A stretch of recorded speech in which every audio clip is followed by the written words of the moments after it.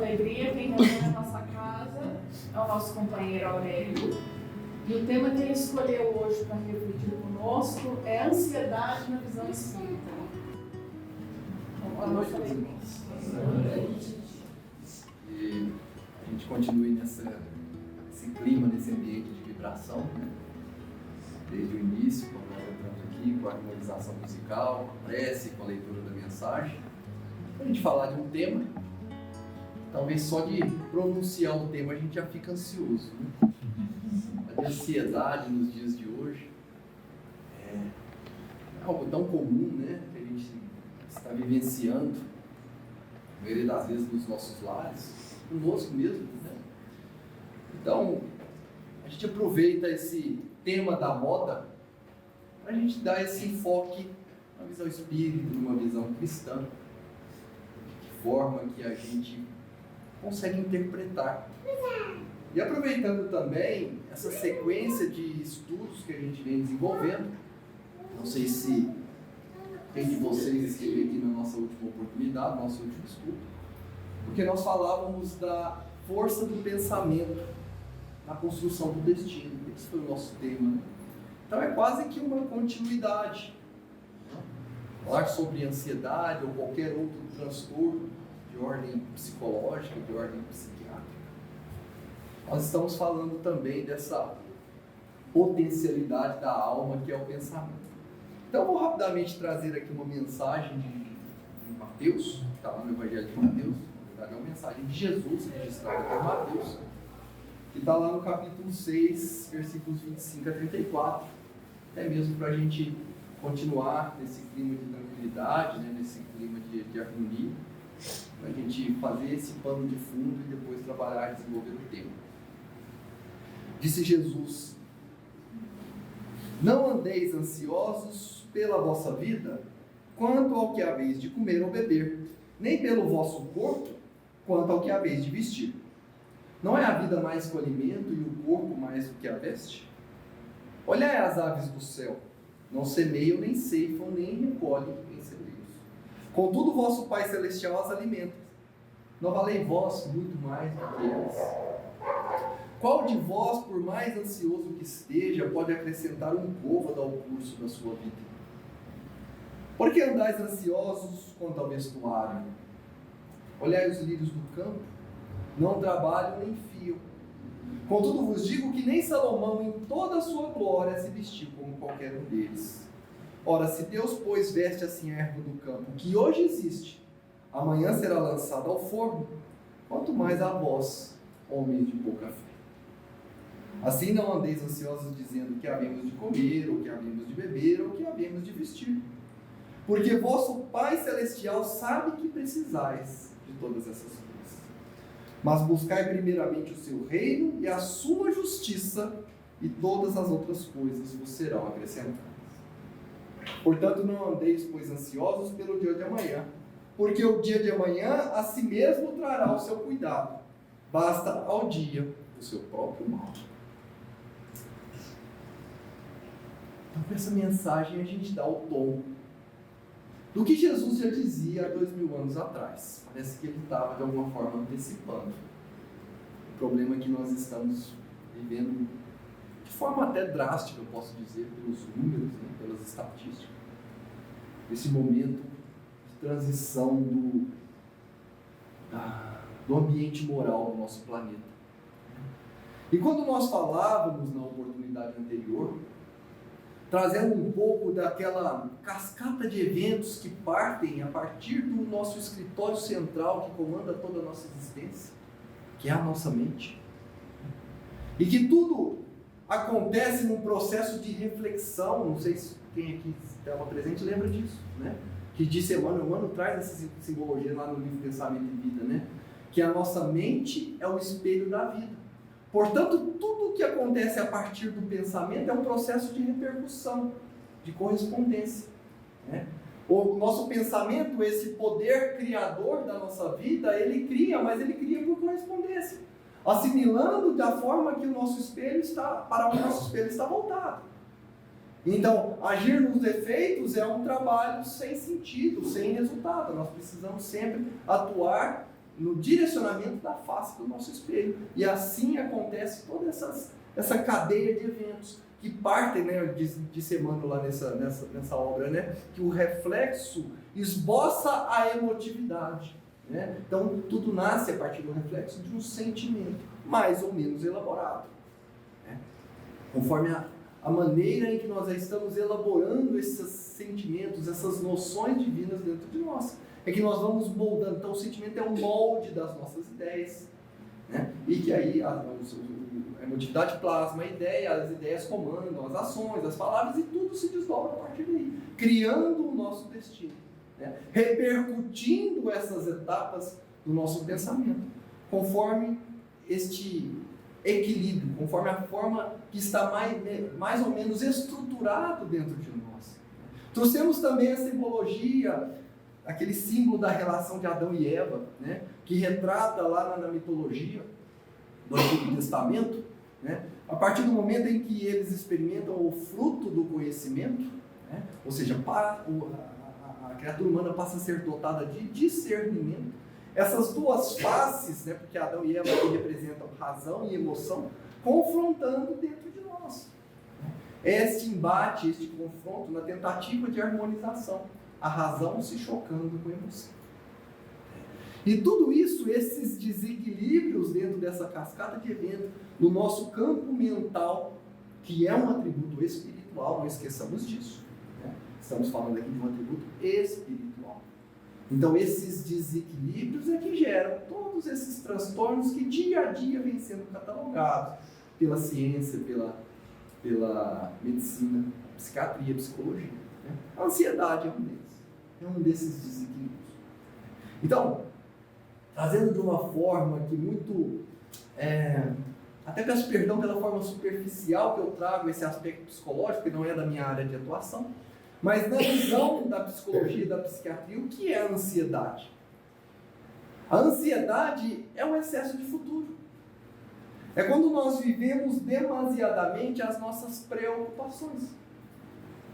Que a própria terminologia já vem dizendo, né? As preocupações, ou seja, nós ocupamos previamente de problemas que nem aconteceram ainda. E que talvez nem acontecerão. E aí nós tiramos o foco, nós tiramos a concentração para as demandas do presente. E ficamos antecipando problemas. É aquela preocupação que vai além do razoável. Nós antecipamos possíveis problemas e vivemos essas crises de ansiedade. E quando nós experienciamos esse tipo de situação, na maioria das vezes são experiências traumáticas, trágicas, desagradáveis, pessimistas. Porque o futuro, para nós, ele é incerto. Ele é impreciso, ele é desconhecido. E é da natureza humana temer o desconhecido. Olha o que Joana de Ângeles diz lá no livro Ser Consciente. Que o paciente da ansiedade apresenta um medo exagerado. E porque não sabe de quê, fica ainda com mais medo, formando assim um círculo vicioso. Olha só. A maioria dos transtornos psicológicos, nós entramos neste círculo vicioso. Qualquer um deles. Ele se autossustenta, ele se autoalimenta. Porque nós temos um medo, uma preocupação exagerada de algo que a gente nem sabe o que é. E isso repercute em todo o nosso sistema espiritual e orgânico. Ele alcança reflexo no aparelho orgânico. Por isso que muitas das vezes é preciso um acompanhamento médico, um psiquiatra, psicoterapias, às vezes tomar medicamentos. Por essa repercussão no aparelho orgânico, porque a ansiedade em níveis elevados, ela pode até desorganizar a nossa química neuronal. Né? Ela atua na fisiologia do nosso aparelho orgânico, nos desorganizando. Como, por exemplo, nessa homeostase, neste equilíbrio hormonal, produzindo muitas das vezes hormônios do estresse, em detrimento ao bloqueio de hormônios do bem-estar. Então, hormônios que traz a paz, a tranquilidade, a harmonia dos relacionamentos, o prazer, como endorfina, serotonina, dopamina, ocitocina, que são todos hormônios que conferem uma paz, uma tranquilidade, um bem-estar.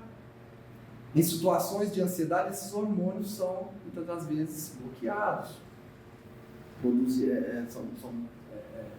Há uma barreira fisiológica para a produção, para a secreção desses hormônios, em detrimento à superprodução de hormônios do estresse, como, por exemplo, cortisol, adrenalina, noradrenalina. Não que sejam hormônios maléficos, não é isso, não existe isso. São benéficos, mas quando em situações muito específicas.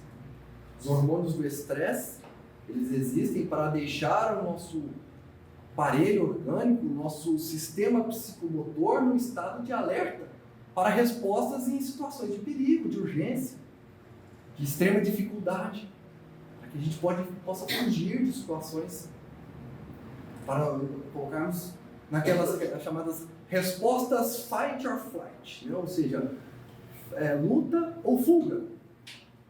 E aí essa secreção rápida desses hormônios para ativar a frequência cardíaca, o estímulo do aparelho psicomotor para que a gente possa rapidamente fugir dessas situações. Mas quando estamos num estado de ansiedade, nós estamos secretando, produzindo excessivamente esse tipo de hormônio. E ficamos num estado de alerta permanente, aumentando a nossa frequência cardíaca, aumentando a sudorese, aumentando os estímulos musculares, né? Levando a diversas enfermidades orgânicas. Então, olha como isso engloba um âmbito muito amplo, todo esse sistema corpo, espírito e perispírito. Então, nós estamos sim falando de uma enfermidade espiritual, mas que tem os seus reflexos em toda a nossa vida. E que, o mais preocupante, nós estamos vivendo uma epidemia de pessoas ansiosas. De pessoas que estão vivendo desconectadas de si mesmas. Pessoas exaustas, pessoas vivendo essa situação quase que anulando a sua própria vida. E universidades consagradas mundo afora apontam que 1 em cada 2 pessoas, cedo ou tarde, desenvolverão uma doença psiquiátrica. Estamos falando de mais de 3 bilhões de pessoas. Deixou de ser regra. Desculpa, deixou de ser exceção e tornou-se regra. Olha para quem está do seu lado. Às vezes pode ser a gente. Se não for ele, é você. E aquele que está com o dedo apontado, na maioria das vezes, está na condição mais desfavorável. Porque quanto mais a gente se considera são, é aí que nós estamos mais doentes. E por que nós estamos nessa curva muito acentuada? Esse tipo de transtorno. Porque nós estamos vivendo numa sociedade muito acelerada. Nós estamos a todo momento intoxicados por um número excessivo de informações. Uma intoxicação digital, nunca antes vivenciada no planeta. Numa sociedade de urgência, de modismo, de consumo, de busca exagerada pela aparência, pela estética. Vivendo a exacerbação da competitividade. Um mundo em que eu só posso ser feliz se o meu competidor perecer. Ou seja, a minha felicidade não depende mais de mim. Eu perdi o controle, a chave da minha felicidade, do meu bem-estar. Porque eu estou o tempo todo na sociedade sendo colocado numa condição de competição. Eu só posso ser feliz se eu for o melhor. Mas para eu ser o melhor, o outro tem que ser pior, ou seja, não depende de mim a minha felicidade, o meu bem-estar. Veja como isso é difícil. Vamos pensar nos jovens que estão ascendendo para essa sociedade agora. Como é que eles estão se formando dentro já desse processo de enclausurados nesse ambiente de muita ansiedade, de muita pressão. Percebe então como que um cenário, ele às vezes ele é tímido, ele não salta aos olhos, mas é algo que vem sendo construído ano após ano. Então nós estamos vivendo, conforme nós dissemos, essa epidemia, uma epidemia de pessoas ansiosas. Em virtude desse excesso de informações, desse excesso de dados, desse momento em que nós não temos condição de filtrar aquilo que nos serve. Nós não desenvolvemos ainda, a despeito de dessa tempestade de informações, nós desenvolvemos uma censura, um senso crítico, para de alguma forma refutar, né, conforme aquela recomendação do apóstolo Paulo, né? Observe tudo, mas retenha o que for bom.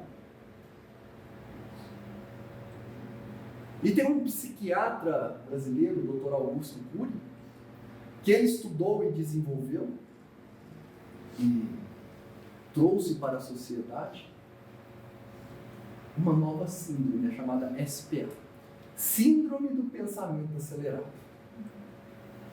E nesse caso o número ainda é mais alarmante. Eu estou nesse nível. Sabe quantas pessoas estão de acordo com o Dr. Cury? 70% da população mundial. Quando eu li o livro dele, eu falei assim, eu não escrevi nenhum. Impressionante, né? Como a gente se vê. É lógico, no maior ou menor grau. Mas a grande maioria das pessoas, de alguma forma, já estão vivenciando este processo, essa síndrome do pensamento acelerado. Mas será que isso não seria positivo? Vamos parar para pensar.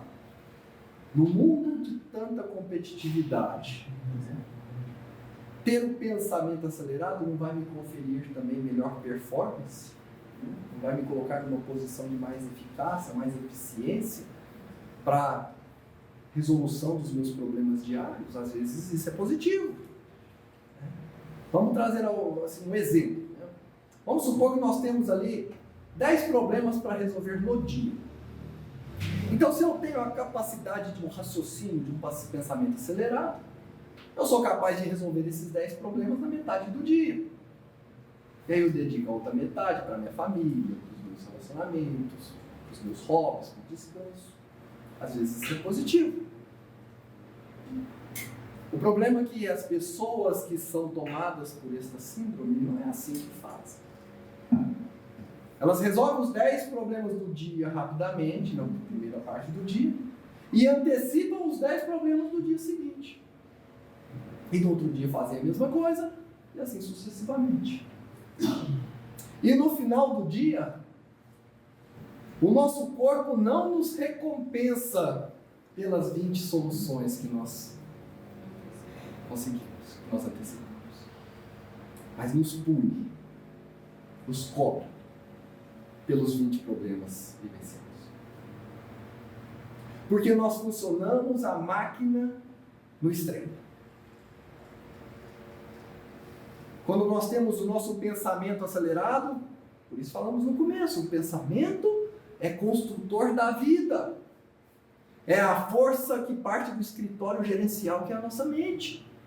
E quando damos este superestímulo, nós estamos desgastando.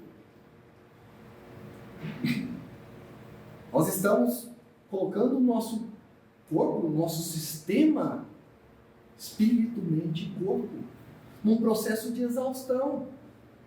Funcionando o nosso carro com o giro do motor lá na faixa vermelha. Desestruturando, como já dissemos, essa homeostase orgânica.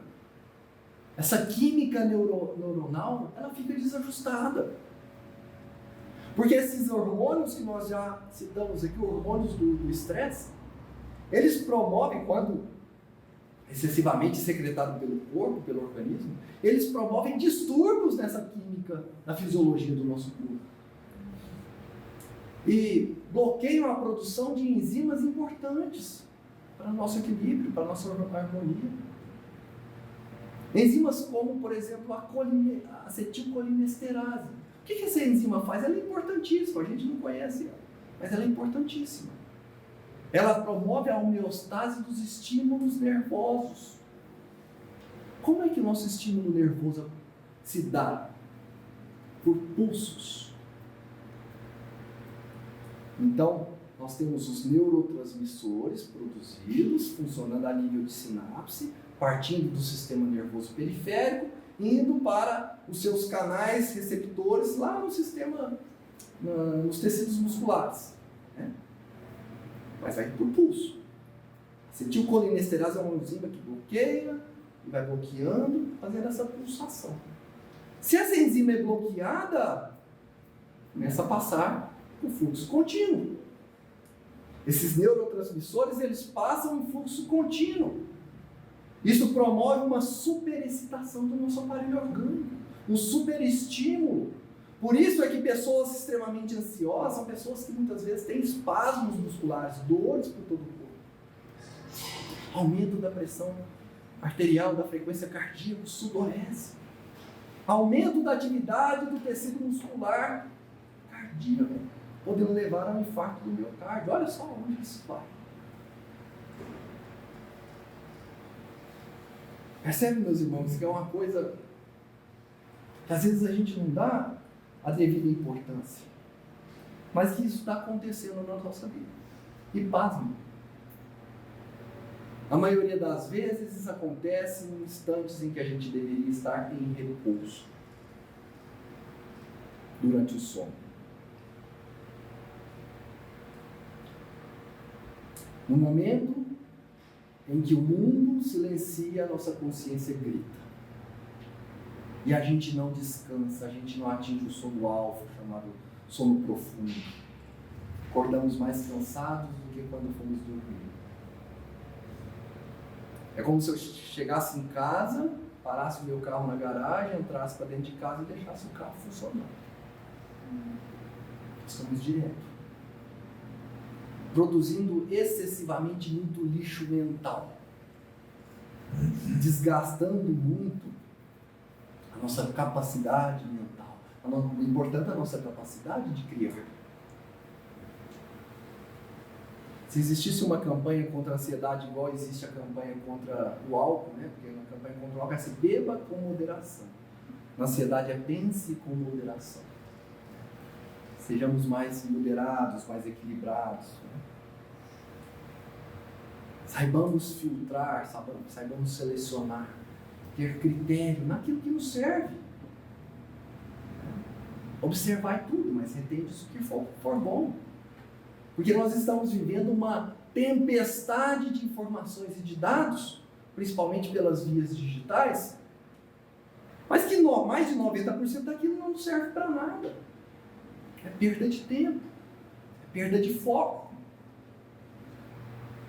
Porque não é a quantidade de dados que promovem as grandes ideias, mas a forma como a gente as organiza. Qualquer criança nos dias atuais tem acesso a muito mais informação do que Albert Einstein no século passado. E por que a gente não se depara com grandes gênios a todo canto? É justamente por isso, porque nós não estamos sabendo organizar as nossas ideias, selecionar, focar, priorizar. A ansiedade vem transformando pessoas brilhantes em seres humanos encarcerados nas suas rotinas, nas suas preocupações. Estamos viciando o córtex cerebral das nossas crianças a precisarem de muito para sentirem pouco, dando a elas excessos de facilidade, excessos de estímulos materiais, excessos de atividade de desenvolvimento intelectual. E fazendo elas entenderem que a sua performance, a sua possibilidade de sucesso está ligada à sua performance, tornando-se então seres humanos incapazes emocionalmente, que muitas das vezes atentam contra a sua vida quando experienciam a primeira derrota. Porque a ansiedade, ela pode levar a outros transtornos ainda mais graves, como burnout, pânico, depressão, e não param de catalogar todos os dias. Aliás, no Brasil e no mundo, né? Todos os dias novos transtornos são catalogados. Esse dia eu escutei assim aqui. Todo dia nós temos um novo transtorno, um novo gênero e um novo imposto no Brasil. É muito diagnóstico. E nós não estamos sabendo lidar com isso. Quer ver mais uma estatística preocupante? Do século XVI, 15% da população mundial morria em decorrência de guerra ou violência urbana. O século passado, esse número caiu para 5%. Simples. Este século, na virada desse século, esse número já caiu para 1%. Apenas 1% da população mundial morre em função de guerra, violência urbana ou terrorismo. E acrescenta com o terrorismo essa estatística. Muito bem, vamos pegar os dados de 2011, é o dado mais atual que eu consegui. Em 2011, aproximadamente 60 milhões de pessoas morreram no mundo, em virtude de todas as causas. 1% disso, 600 mil pessoas morreram em virtude de guerra, violência urbana ou terrorismo. 600 mil pessoas. Esse mesmo ano, 1 milhão de pessoas morreram pelo suicídio. Estatisticamente falando, eu corro mais risco de vida, trancado no meu quarto, me sentindo incapaz, me sentindo inferior, desconectado de Deus, do que andando por uma cidade, um país em conflito de guerra.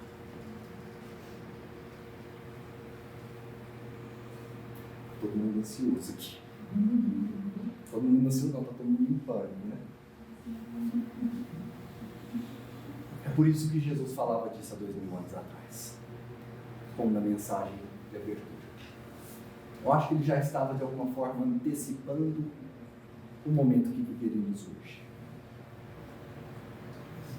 Jesus falou disso na parábola do semeador. Vocês já pararam para pensar? Quem que já percebeu isso?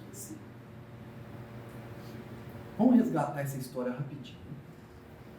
Está lá no Evangelho de Mateus, capítulo 13.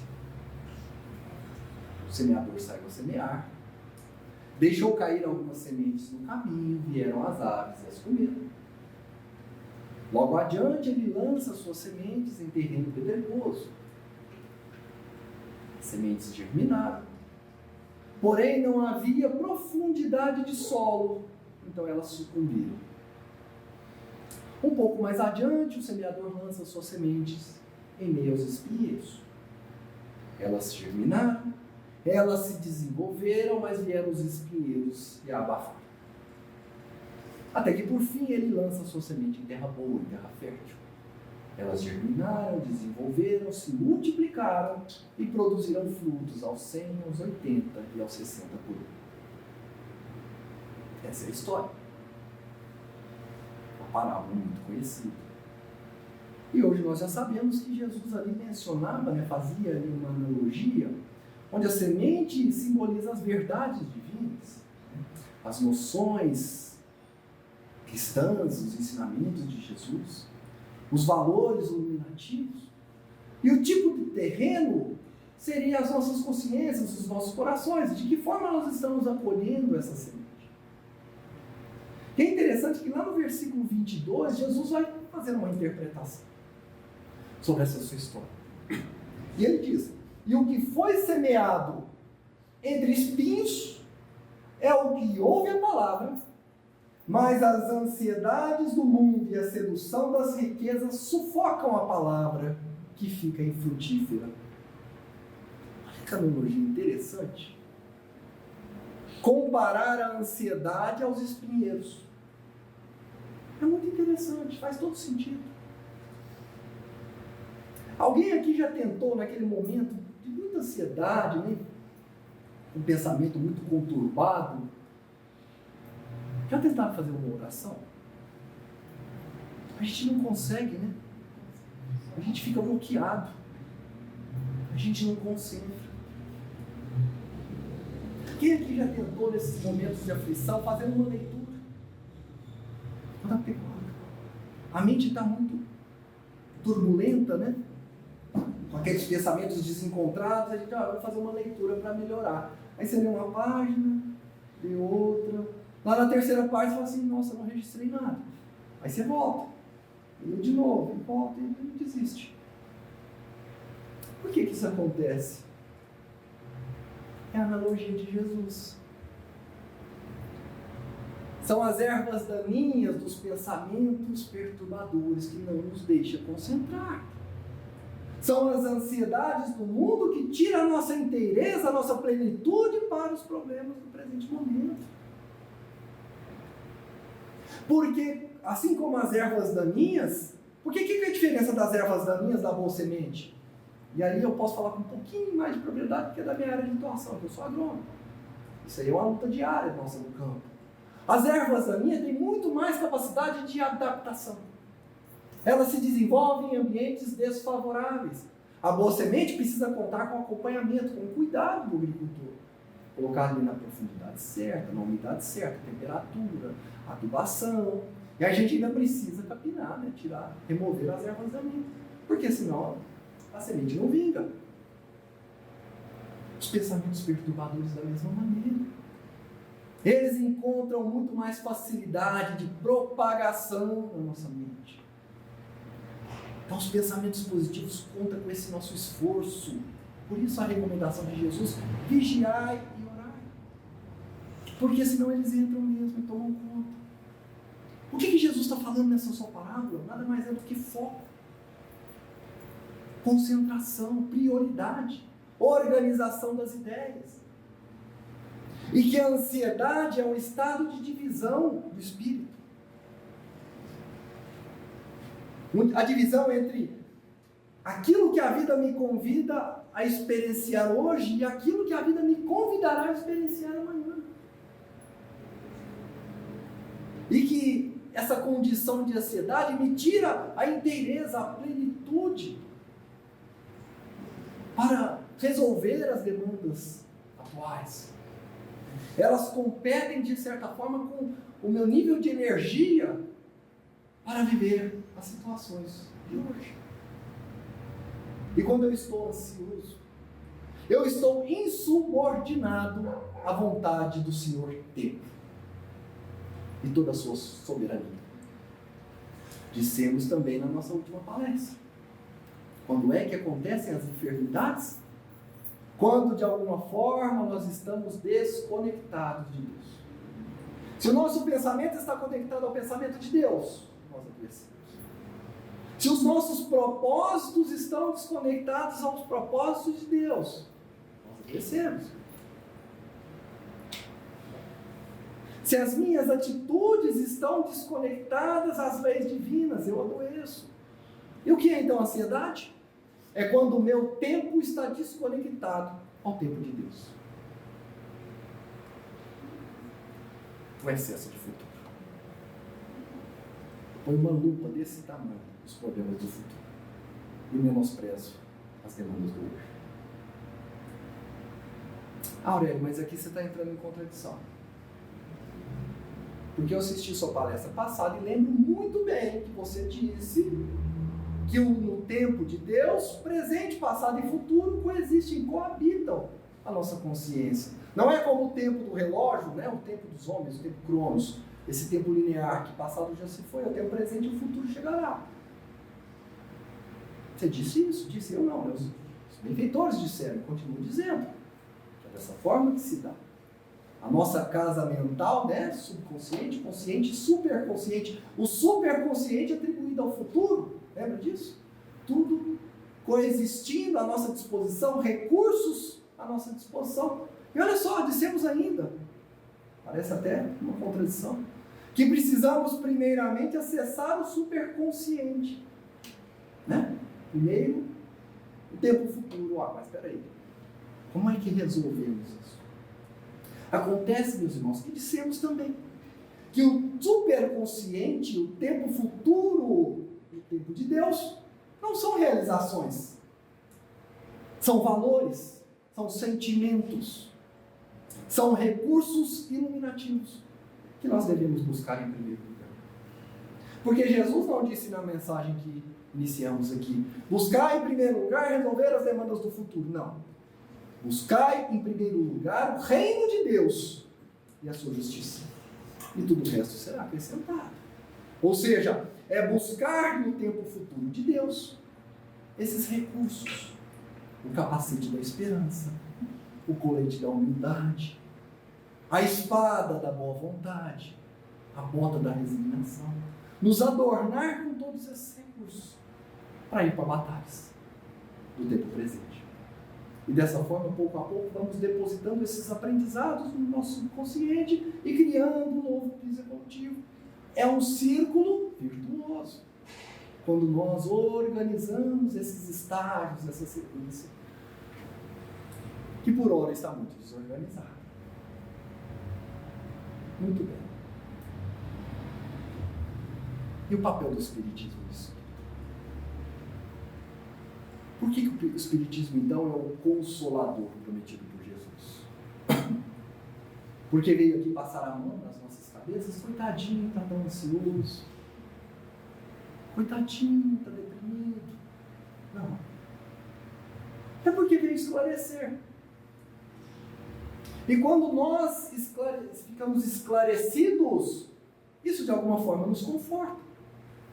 Porque nos propõe uma ação. Então o Espiritismo é o consolador que esclarece, que traz esses problemas tão nebulosos até então à luz de um conhecimento lógico. O Espiritismo vem desvendar as leis divinas que Jesus já trouxe em sua vida, já com seus exemplos. Mas agora o Espiritismo vem aprofundar. E quando nós aprofundamos nessas leis, isso para nós, ela nos calça, nos aprofunda dentro de nós como uma verdadeira vacina. Não só para a ansiedade, mas como todas as enfermidades espirituais. Quer ver um exemplo? Qual é a principal mensagem do Espiritismo?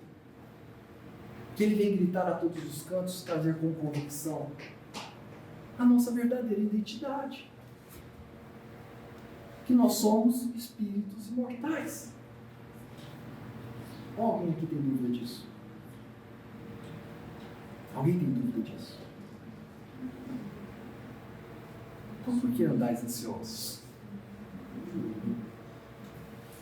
Quando Deus nos criou, milênios atrás, simples e ignorantes, o que Ele falou para nós?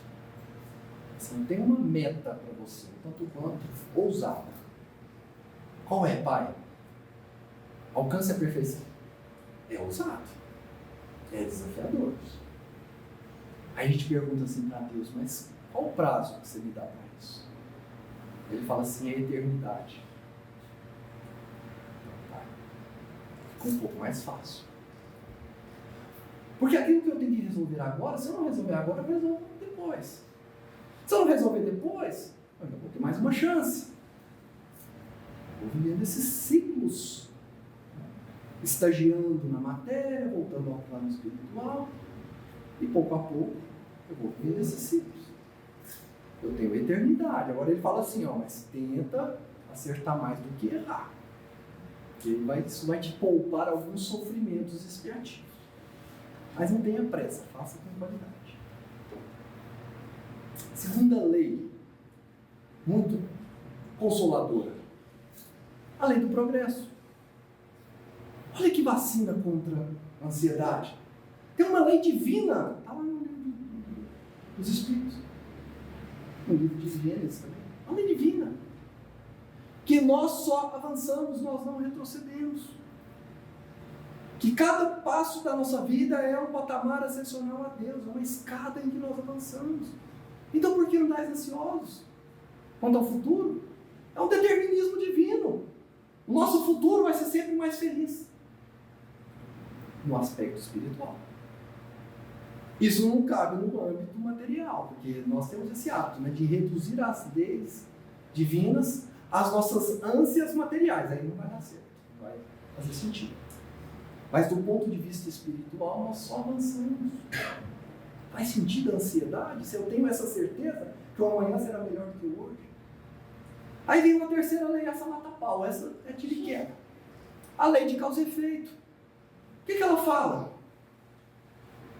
O meu futuro é condizente às realizações do presente. O meu futuro é mais ou menos feliz conforme as decisões mais ou menos adequadas que eu tomar hoje. Então onde é que eu tenho que pôr o foco? No hoje. E o futuro é consequência. A natureza nos ensina isso. Então, meus irmãos, apostemos no hoje. Mas aí fica a pergunta. Porque nós falamos aqui das mensagens de Jesus, das leis que o Espiritismo vem desvendar. Nós temos alguns esclarecimentos, mas o problema está instalado: o que fazer? Eu também não sei. Aqui eu estou igual a Tiririca, lembra do Tiririca?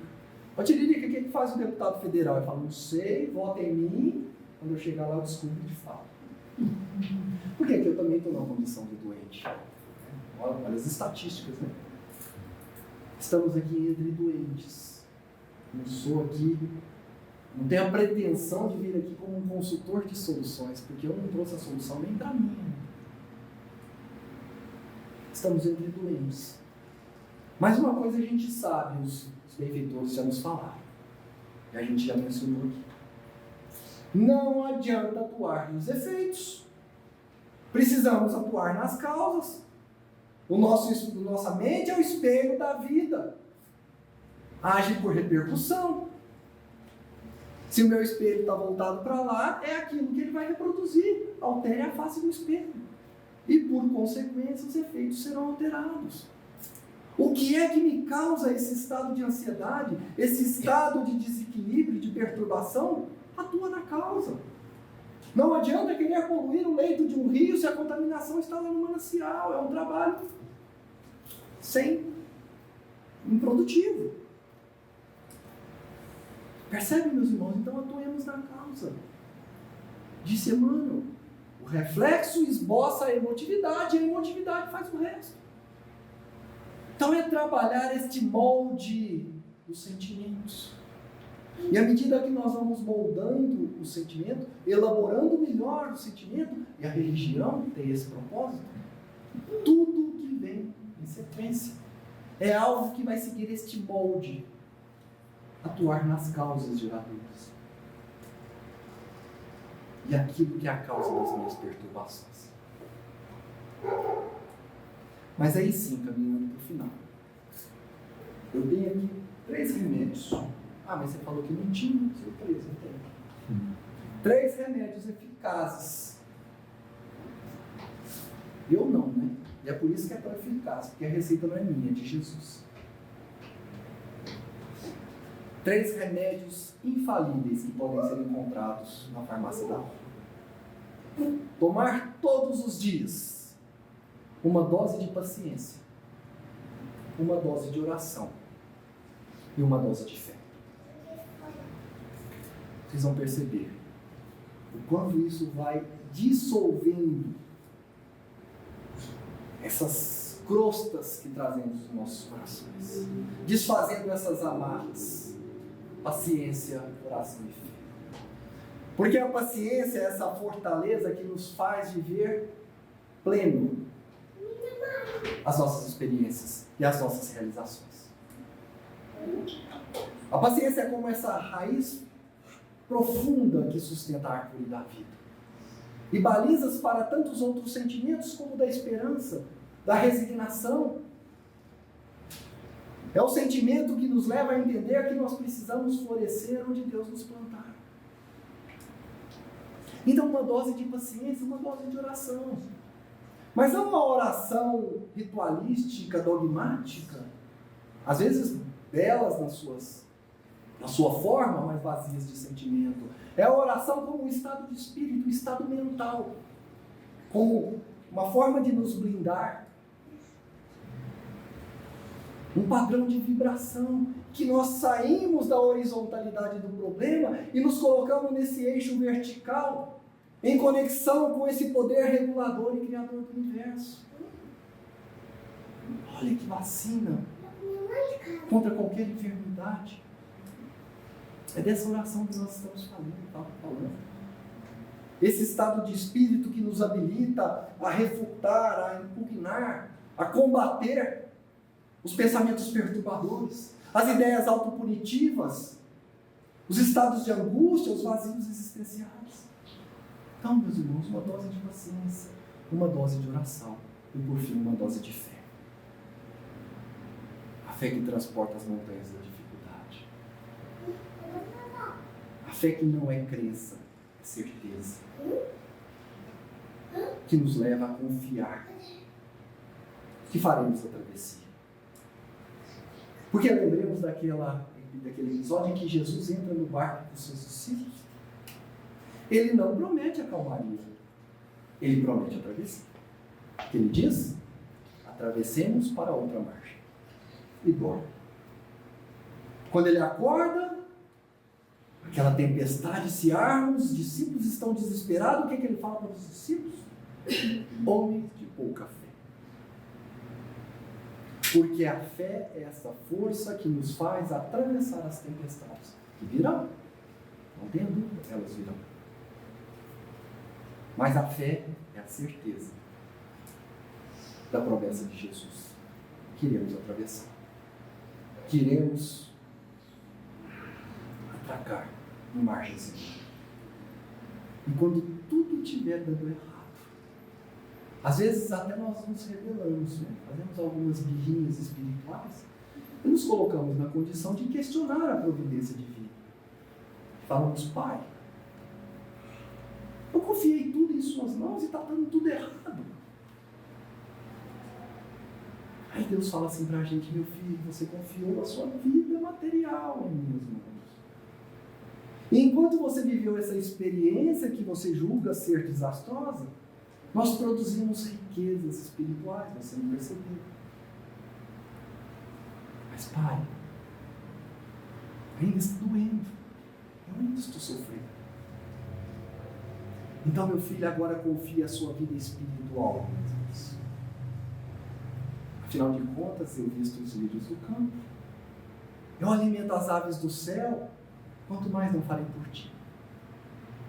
Então, não andeis ansiosos por coisa alguma. Entregue a sua vida em minhas mãos. E descansa. É com essa fé, meus irmãos, essa mensagem que a gente tem que levar para os nossos lares e trazer para as entranhas dos nossos corações. A fé que não é crença, que é certeza de que tudo na vida passa, exceto o amor infinito de Deus. Que o médico das almas, Jesus, possa visitar o lar de todos vocês esta noite.